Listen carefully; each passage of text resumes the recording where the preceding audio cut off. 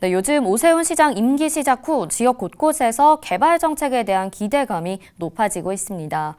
특히 서울시가 아파트의 실거래가 전수조사를 시작하면서 재건축, 재개발에 대한 관심이 높은데요.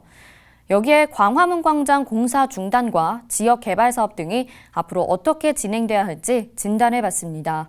강혜진 기자가 보도합니다.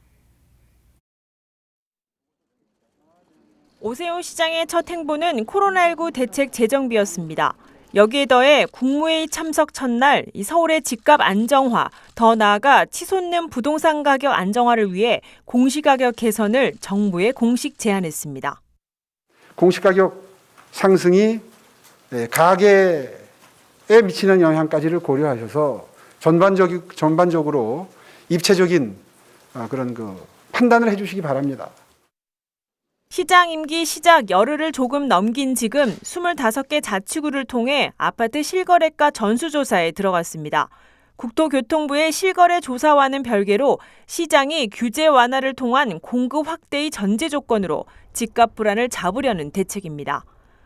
하지만 다수당 의석을 차지한 민주당 시의원과의 조례 개정 협의가 가장 큰 숙제입니다. 특히 재개발 등 부동산 관련법 개정이 우선인데 현실에 맞도록 바로잡겠다는 오 시장의 의지에 시의회가 어떻게 맞춰 나갈지가 관건입니다.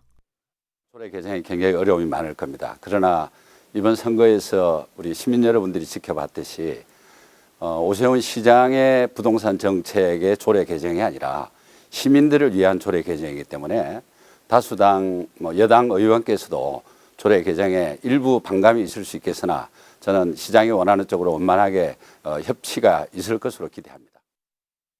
광화문 광장 재조성 공사에 대한 의견도 분분합니다. 오 시장은 후보 시절 광화문 광장 공사 중단을 시민단체와 뜻을 같이 했습니다. 시장 당선 후 현재 광화문 광장 공사 중단을 지시했지만 시민단체가 제안한 공론화 과정을 어떻게 거치고 논의할지는 미지수입니다. 전임 시장이 강행한 800억 규모의 사업에 대해 서울시의 책임이 있는 만큼 전면 재검토 후 명확한 방향성을 세워야 한다는 겁니다. 서울시가 일방적으로 기습적으로 공사를 강행했다라는 것이 가장 큰 문제라고 생각하고요. 현재 지금 진행되고 있는 공사를 지금 이 상태에서 중단하는 게 우선돼야 합니다. 그렇게 중단을 하고 나서 공론화를 재개해야 그게 제대로 된 시민 공론화가 될 수 있다고 생각합니다. 10년 후 시장으로 돌아왔지만 서울의 심장과도 같은 광화문 광장 수선은 물론 오세훈표 기대감 상승세를 보이는 재개발, 재건축 등 부동산 정책이 가능하기 위해선 시민은 물론 시의회 등 잡음을 최소화하는 협의가 필요해 보입니다. BTV 뉴스 강혜진입니다.